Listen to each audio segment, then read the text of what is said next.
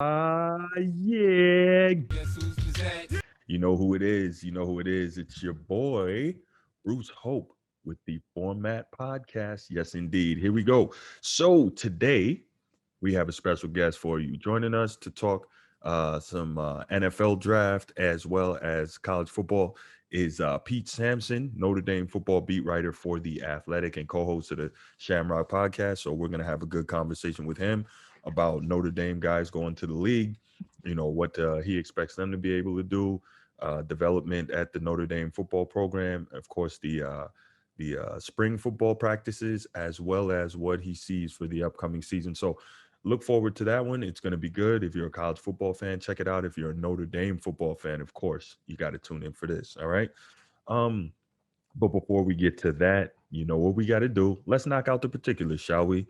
First and foremost, if you're watching on YouTube, thank you so much for tuning in. I appreciate that. If you're not already subscribed to this channel, go ahead and click that subscribe button in the lower right corner of your screen.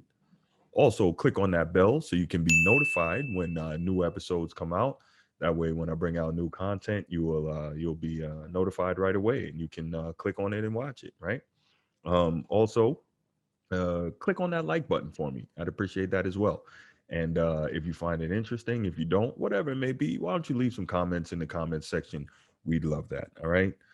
If you're on social media, you can catch me on Twitter at Bruce F.A. Hope. That's at Bruce F.A. Hope. Catch me on Twitter.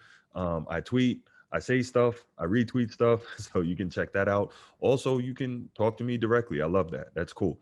If you're on Instagram, follow me on Instagram at The Format Podcast. That's at The Format Podcast. You can do the same. And finally, if you want to email me directly, that's awesome too, because I'm always available. The Format Podcast at outlook.com. The Format Podcast at outlook.com. I'm available anytime through all those means. You can tell me, hey, Bruce, love your show. You're fantastic. Here's something I'd like to recommend for different topics to discuss. Here's something you missed. You can do that. You can also tell me, hey, Bruce, you're a freaking idiot. You're the dumbest guy ever talking sports. I don't agree with anything you said. And that's A-OK also, right? Because no matter what you say, what does that tell me? That tells me you're listening, and I just love the interaction. All right. So interact with me. I love it. Okay. Um, Next up, if you just want to hear the audio version because you don't have time to sit there and watch on YouTube, that's A-OK too, because I'm available for you. Before I started doing the YouTube content, I was putting this pod out audio only, and that's available on iTunes, Stitcher, Google Podcasts, Spotify, Castbox, Overcast, wherever you get your podcast. The Format Podcast is available. Just type it in, The Format Podcast. We should pop right up, all right? And as I mentioned, iTunes, if you're going to iTunes, or even if you're not, why don't you go on over there, type in The Format Podcast, and give us that 5-star review. 5, 1, 2, 3, 4, 5. Give us that 5-star review.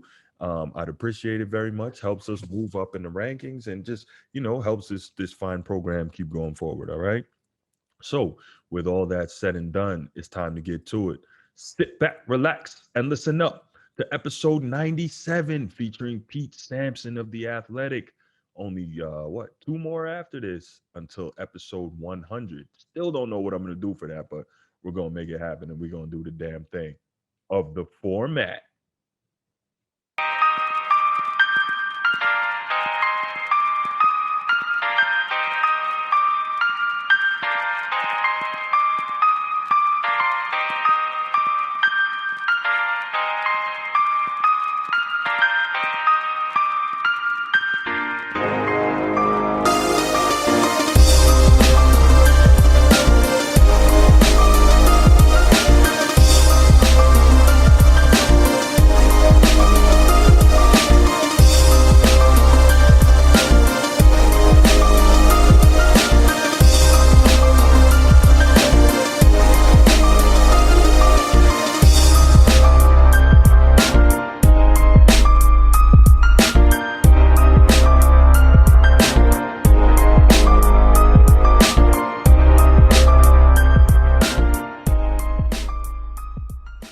Joining us today is a special guest, Notre Dame football beat writer for The Athletic and co-host of the Shamrock podcast, Pete Sampson. How you doing, Pete?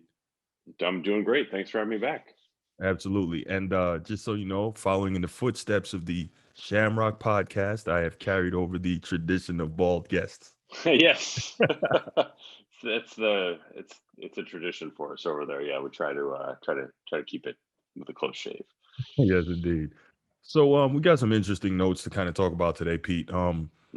Let's start with the recent NFL draft, and this is something I've really been paying attention to over the last handful of years or maybe more, because obviously you hear all the talk about the SEC, and my argument's always been, yeah, great conference, arguably the best in college football, but very top heavy, and so Hmm.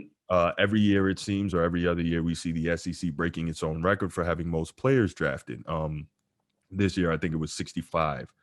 I want to say 12 or 15 came from national champion Alabama. A few years Yeah. ago when it set the record, 12 or 13 came from national champion LSU. So first, obviously, on a championship team, you're going to have more players drafted just because of the depth of talent there.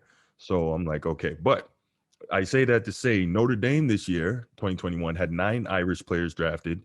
That clearly doesn't count undrafted rookie free agents, which is Hmm. tied with Georgia for the second most by one school this year.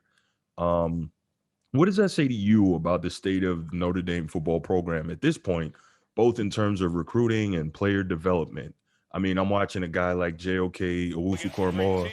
He came in, I believe, as a 3-star and became the Buckus Award winner last year, rated as the second best linebacker in the draft by Hmm. most people. Tell me where you are with what Notre Dame's been able to do in terms of setting guys to the next level. I think that they've got sort of the player development piece in a very healthy spot. I don't know. Maybe there are a few margins they can mine to improve that, but I don't think they could develop players better than what they're doing. I think Mm-hmm. they sort of have that formula figured out. And I think, you look at some of the draft output and then you sort of reverse engineer it back to how the season went. Sometimes it lines up, sometimes it doesn't. With Alabama, it lined up. Right. With Michigan, it didn't. Uh, Mm-hmm. but with Notre Dame, I think it lined up. I thought it was proof that Notre Dame was a really, really good team. I thought that their draft output was probably right in maybe, yeah, I would say right in line. In some ways, I would probably say Notre Dame overachieved a little bit, because Mm-hmm. they had 3 second rounders, which is very good. But Mm-hmm. when you look at sort of Alabama, Clemson, those Right. are, Ohio State just 1 first rounder, but I think Alabama had 6, and then 2 Yep. very early in the second round. It's Clemson obviously with Trevor Lawrence going number 1 overall. Mm-hmm. Um, I thought Notre Dame sort of it backed up who Notre Dame was, and I Mm-hmm. thought it was a compliment to Brian Kelly and sort of the way he's got the infrastructure of the program set up. Right. Yeah, kind of second tier in college football, and we'll see if by the time he's out of there they can move to that top tier. But by the way, just want to throw this little nugget in there for those who can't stand Notre Dame. And it's funny, they're almost like the Cowboys of college football. Either you Hmm. love them or you hate them. There's not really middle ground with the Irish. But for those who don't want to hear it, they are still number one on the list for all-time players drafted in the NFL by one school. So just wanted to share that.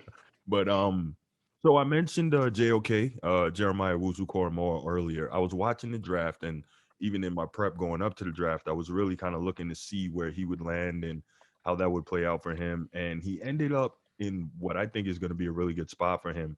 But what surprised me was how far he slid, being projected originally second best linebacker in the draft, mid to late first rounder, ending up going in the second.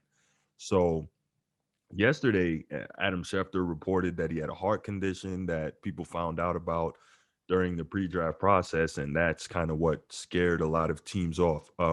Had you heard anything about any of that, prior to the draft? And obviously, whatever it is hasn't really affected his play to this point. Hmm. Yeah, no, that was a surprise to me. When the draft is happening and he's sliding down, you're sort of thinking through the scenarios of like, all Mm-hmm. right, well, is it scheme fit? Did Mm-hmm. he interview poorly? Is there something wrong with his tape? And having covered the guy and interviewed the guy, you're like, no, no, no, and no. Mm-hmm. Um, so that certainly explained it a little bit more. I mean, first, I'm happy that he's healthy, and then Yeah. second, can still Yeah. play. But if that's Schefter's report, that would certainly explain quite a bit of why Mm, a guy that probably should have gone in the very late teens or low 20s fell mhm, into the middle of the second round and was really right, he was the third Notre Dame player taken, which I don't think anyone would have predicted before the draft started. right. I thought something you mentioned just now was interesting in terms of you were questioning whether or not he interviewed well. I wouldn't imagine that very many Notre Dame football players, just being the type of institution it is and the type of, quote unquote character guys and student athletes that go there. I wouldn't imagine very many of them would be having issues in the interview process. I'm sure they're No, highly well prepared for that. yeah, and Owusu Koromoa is he's very kind of an old soul. Mm, Good would be a good interview, I believe. And I just is like a really bright, engaging guy. I think it's mhm, somebody you would want to spend time talking to and getting to know if you're an NFL scout or an NFL coach. So mm. that it was just like you're sort of trying to check every box of like, okay, what could it be? Could it be X? Could it be Y? Could it be Z? And in the end, it was none of those. It was something medical that none of us knew about. Right, right. Okay. Um, continuing in the vein of Irish in the NFL, which Irish player or players, and obviously we know that coaching and scheme plays a huge role in that, but which ones do you see having the most impact on their NFL teams? Obviously, like I said, a lot of that is coaching and scheme, but who Hmm. can you see having relatively immediate and possible long-term success of the guys who went into the NFL this season? I mean, you would probably go with Owusu Koromoa, right? Because he's in a position where the team is good. Mhm, They're looking to really sort of find the last layer or two to get them over the top. mhm, So I mean that is definitely the guy that would go first. I mean, with the offensive lineman, it's kind of hard to tell. Um, I'm not incredibly well versed on what Miami has back on the offensive line or what San mhm, Francisco has back on the offensive line. So when it comes to Liam Eichenberg or Aaron Banks, but mhm. certainly you would say those would be the three guys, and then Ian Book is he competing for a starting job? Is he competing to be No. number two? Is he just competing to make the roster? Mhm, That will be interesting to sort of see how that shakes out after he went in the fourth round to New Orleans. mhm, and I like that you brought up Ian Book because that's where I was going next, and I thought it was funny, when I saw, with the whatever pick, New Orleans takes Ian Book, quarterback Notre Dame.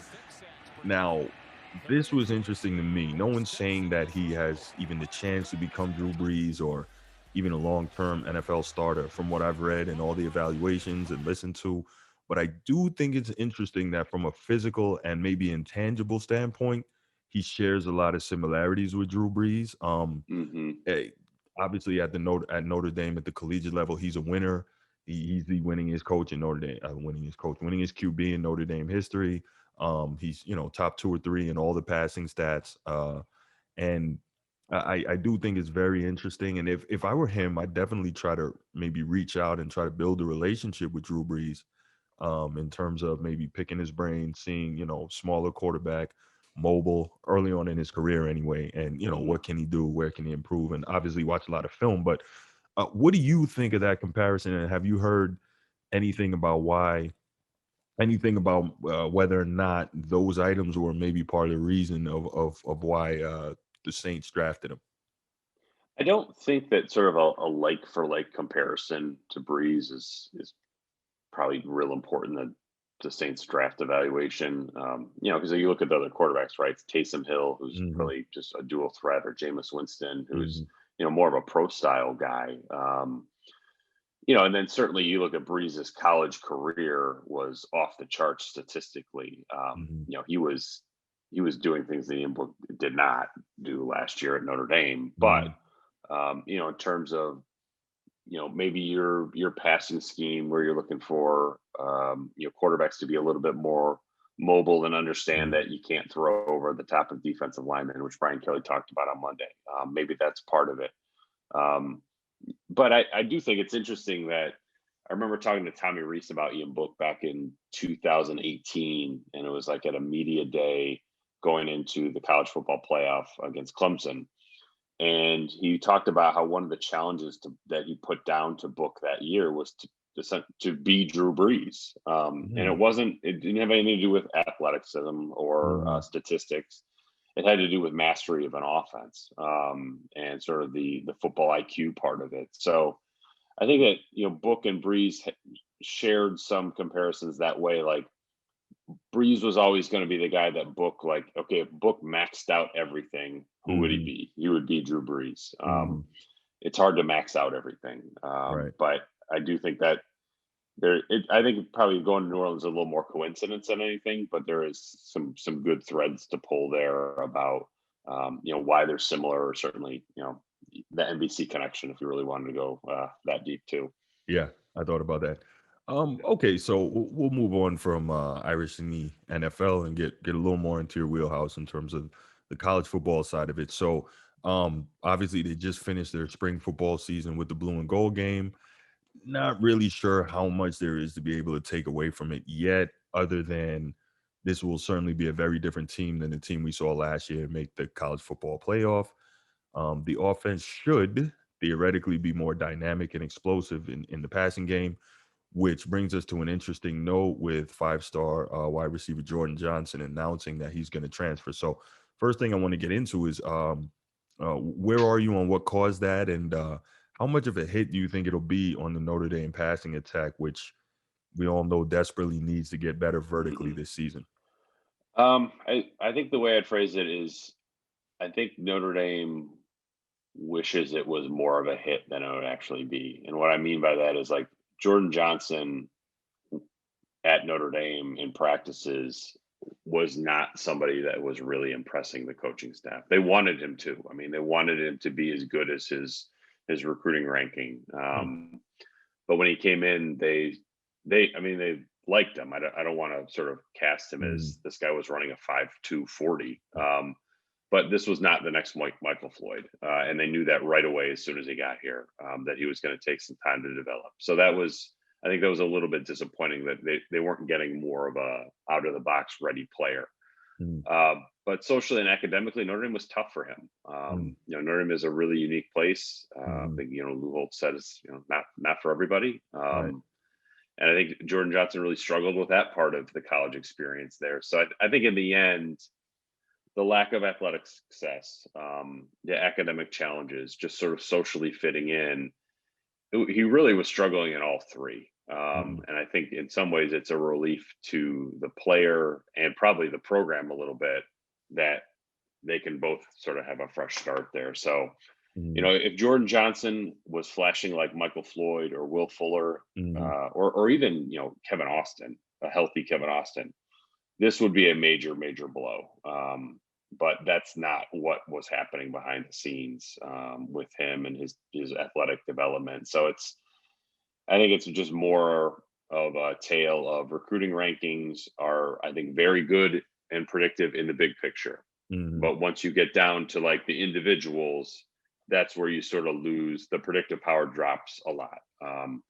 You know, Tyler Eckert was a three-star prospect who turned into an All-American. Jeremiah mhm, Usu-Karmo was a right. three-star prospect that turned into an All-American. Like, Mhm, but almost no three-star prospects do that. Jordan Johnson, Eshak Williams, those are a couple of five-star guys that mhm, flamed out. But over, by and large, when we're talking about five stars, we're talking about Michael Mayer, we're talking about Stephon mhm, Tuitt. right. Aaron Lynch didn't last at Notre Dame, but he was a great, Nope. great player. Right. Jalen Smith. So I think Jordan Johnson ultimately is sort of the exception, in terms of being misevaluated. But I think that Notre Dame sort of looks at it as like, this kid needed a fresh start. This wasn't a good fit for him. They tried to make it work, it didn't, and now he moves on to a new place. Got it. So do you expect to see a more vertical passing game from offensive coordinator Tommy Rees with the wide receivers that he has this season? I do. I think that some of that is they need it because that's where college football is going. Mhm, But I think a lot of it is they hope that's where the strength of the team is. mhm, And it's Jack Cohn is going to be part of that. I think that he sees the field differently than Ian Book did. Certainly, being taller helps. mhm, And I think he can throw people open a little bit differently than Ian Book did. mhm, He's not but he's also not as escapable as Ian Book, right? Right. Like, one of Ian Book's strengths was running the ball, and if your quarterback is running, he's not taking vertical shots because he's running. So it to me so much of like if we're talking in November and the subject was Notre Dame's vertical passing game, and you said Kevin Austin was healthy for 12 games, Mhm.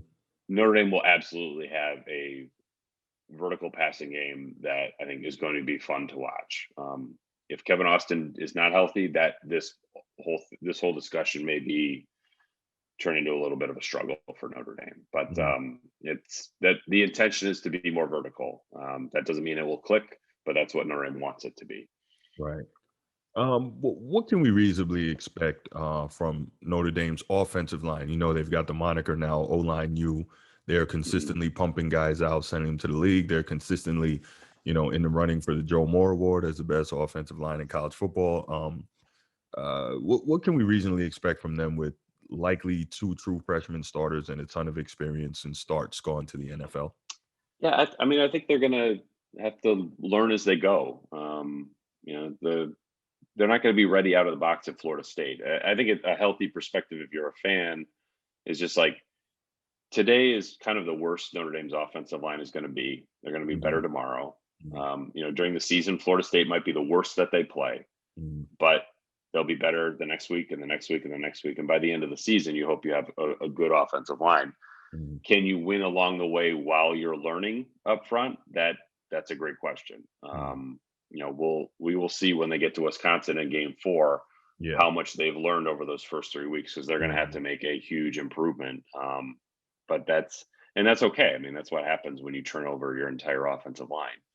So it's I think Blake Fisher, the early enrollee from Indianapolis, has been outstanding. The staff is Mhm. very excited about him. And Rocco Spindler would be a little Mhm. bit below that, but if if they can get Blake Fisher to sort of be the exception to the rule that freshmen don't play well on the offensive line, then I think you could have something with this group to grow through the season.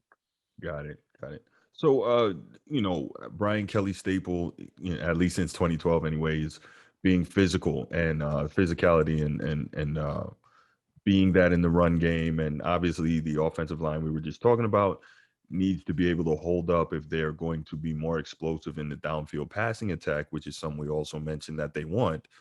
Do you Hmm. think that, maybe later in the season that they will be able to do that? Or even as you mentioned in game 4 against Wisconsin, because Wisconsin is always a stout defensive team. Do you think they'll be able to hold up to allow those things to happen? It's an interesting question. I don't. They're not going to be nearly the physical team that they were last year. I mean, last year they really leaned smartly into we're going to beat you over the head, and by the Mhm. time the fourth quarter rolls around, you're going to be dazed and confused, and Mhm. then we're going to put the game away. Notre Dame's going to have to play a different style of football this year, Mhm. so I don't think they're going to be able to out physical Wisconsin the way that if Notre Dame 2020 was returning in 2021, they Mhm. would try to play that way. They would just try to beat Wisconsin into the ground. I think that this team is going to be much more about how do you get Michael Mayer tight end in one-on-one matchups? How do you get Mhm. Kyron Williams and Chris Tyree out there together? And then it's Austin, Avery Davis, maybe Braden Lenzy, Lawrence Keys. Can you get something out of those guys? But I think this offense is, and you saw it in the spring game a little bit. I mean, they come out in an empty formation with no tight ends.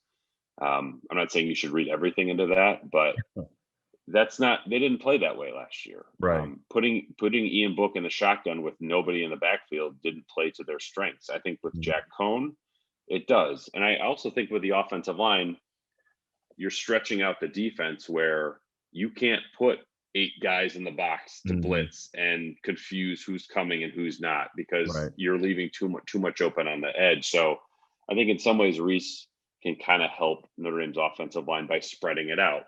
I think that means you're a little bit less physical, like you're saying, but Mhm. I do think that will help not only maybe play to some of Notre Dame's strengths, but kind of steer clear of some of their weaknesses. That was funny. That was something I hadn't thought about. And as you mentioned, Tommy Reese, I know you talked to him. What have you seen in terms of his growth and development as a well, we're not going to see as a play caller until the season starts, but as a play Mhm. designer and just what have you seen, and what has he told you in terms of and shown you in terms of his growth? Obviously, you mentioned totally different type of roster makeup. That's going to change the way the team plays on offense. What have you seen? I mean, I think I've seen an intention to change and evolve, and I think that there's a real misperception out there that like what Notre Dame ran last year is Tommy Mm, Rees's playbook, and he doesn't have anything else. right. That's not how he sees football. That's not how he sees coordinating offense. But the ability to sort of change effectively and efficiently is something else. I mean, you can draw it up on a whiteboard, Hmm. but to install it and teach it and make it effective on September 5th in Tallahassee, Hmm. that's something else entirely. So I mean, this is a big year for him as a teacher. I have no question that as an innovator and a play caller and a play designer, like he will be fine. I think his resources at the NFL level and at high end college coaches are quite good. It's something that I would like to write about this summer.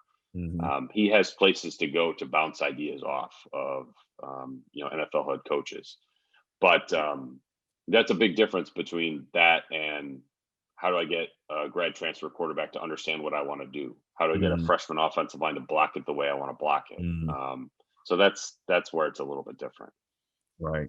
So I'm looking at the Irish schedule this season, and I think it's generally pretty manageable in terms of tough games. Wisconsin, which we talked about, it's going to be a tough one. USC always has talent, no matter what their record is. They've always got speed all over the place. They've got athletes, and of course Stanford to finish out the year in Palo Alto.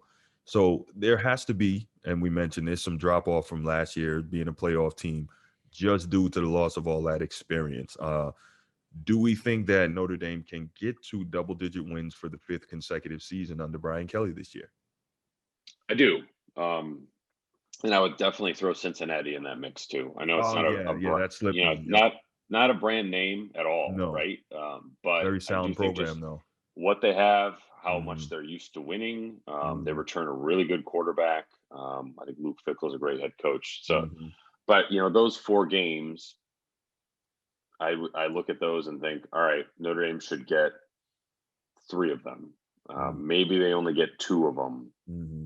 But if they get 2 of them, I do think the rest of the schedule is very manageable. Hmm. Especially, I mean, Florida State could be weird. It's at night. There's so much new. I mean, how many times do we watch the opening game of the season and see a team just like they're not ready to go, or Hmm. they have to put something down on tape to understand how far they have to go, and then they Hmm. improve from there. I think if Notre Dame gets out of Florida State okay, then you're probably looking at 10-2. 9-3 would be disappointing to me with this schedule. Um, but I do think the way the program is set up, they're used to winning. They understand what it takes. Even with all the turnover, 10-2 feels like kind of the most likely outcome. Hmm. Yeah, it's kind of where I am too, but I've also learned over the years that you expect a lot, and it's somewhere you get let down. And again, the youth is going to play a role there. Yeah. So talking about schedule, what that brings me to is 2022 and 23, which is something I'm really looking at, where Notre Dame has to deal with both Clemson and Ohio State, and that's tough sledding for anybody to have to deal with both of those programs in the same season. So one of the biggest questions for me will be at QB, and Tyler Buckner, obviously the 4, sometimes 5-star, depending on recruiting service, uh, is supposed to be the guy of the future and possibly the difference maker at that position. So that leads me to something I discussed with my buddy John Kennedy, host of the Always Irish Notre Dame football podcast. Um, if Buckner is currently, as it seems, firmly entrenched at third on the depth chart now, how does he get the time or the reps, obviously short of injury to one of the guys above him, Hmm. to prepare for next season, which opens at the Horseshoe in Columbus? Kind of talk to me about his development and how far Hmm. he is away for being ready from being a big time college football quarterback. And I just say that looking at a guy like DJU last year, DJU Right. Young from Clemson, 5-star guy comes right in and he, looks like he could have started at pretty much any program in the country. So how far away is Tyler Buckner from, being ready? I think he is far. I However, I think he's closer than he was when he showed up. And Okay. I think that to me, the Tyler Buckner story from spring ball is he went from a guy that the coaches were hopeful was their quarterback of the future. They were Hmm. hopeful what they saw in high school would translate to college, Hmm. to knowing that it will. Okay. And that even if he doesn't not play a single snap in 2021, Hmm. that is a big, big deal. Because now you can be like, all right, we got our guy for the future. It's going to happen for him at Notre Dame. Hmm. We feel good about that. That really sets the tone for everything Hmm. moving forward in 2022 and 2023 and maybe 2024. And that I think was sort of Tyler Buckner's story during spring ball. He went from comes in throwing motion, got to cleaning that up, Hmm. figuring out his way. Is this the guy we saw on tape? Not really sure. Okay, this is uncomfortable. What if he's not? To like, all right, we're seeing flashes, and then it's okay. Now the light's coming on, and it's staying Hmm. on. I think that was probably the takeaway, and I would not be surprised at all if he does play in this fall. Will it be similar to Ian Book and Brandon Wimbush early in 2018, where remember Ian Book would come in and sort of in the red zone packages? Okay. Could Buckner do that? Yeah, I could see something like that happening. I will be. I think he will play a little bit this fall. I don't think he's going to challenge Jack Cohn for the starting job, but I do think if Buckner takes yet another step in the summer, Hmm. um, you're he will be too good not to play in some settings. Hmm. I don't think he will be the starter, but I think he'll be too good not to get on the field somewhere. What are you seeing from his physical tools in terms of playing at this level? I I mean, if you watch this spring game, I don't think he's going to blow you away just standing there. He's Hmm. not like you mentioned GJ Uyunglele. Like you Right. barely need to have him throw a football to know he's going Right. to be good. You're just like, Hmm. oh, okay, you look like that, you'll be good. Hmm.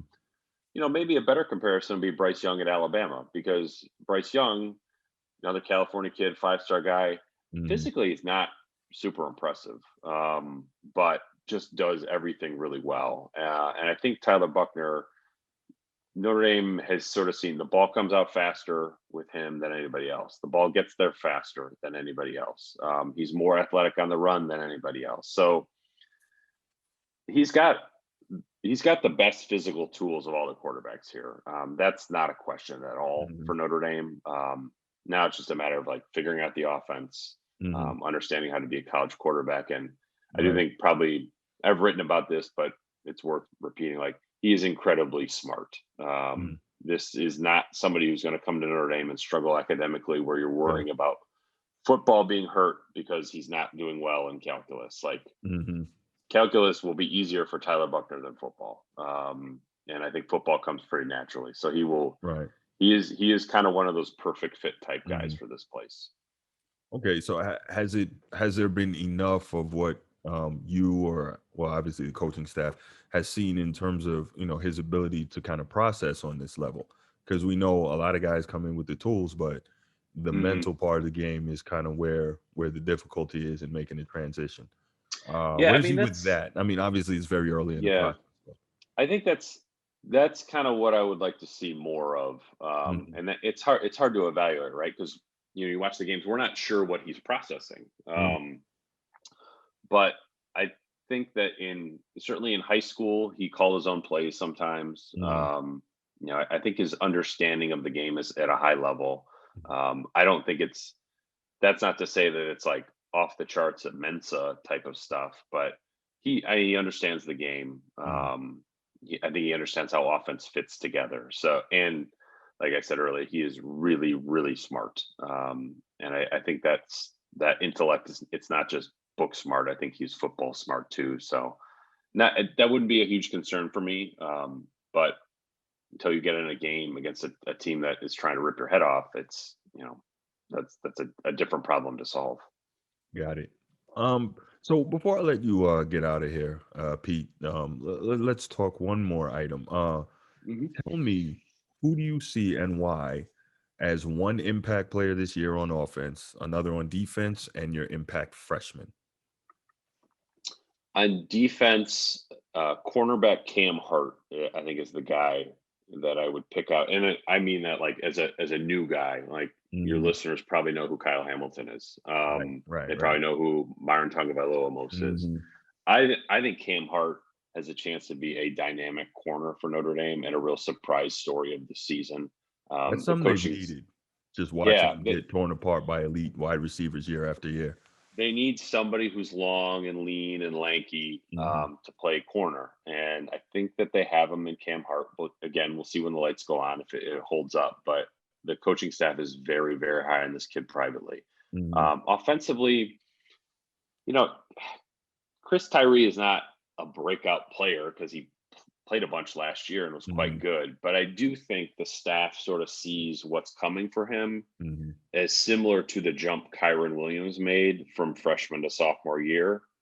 But then you think about it in terms of like, all right, well, Tyree's already like 5 steps ahead of where Kyron Williams was as a freshman. But the Right. staff thinks like he will make that same jump. So if he does, then I think imagine having essentially two Kyron Williams of last year on this Mhm. year's team.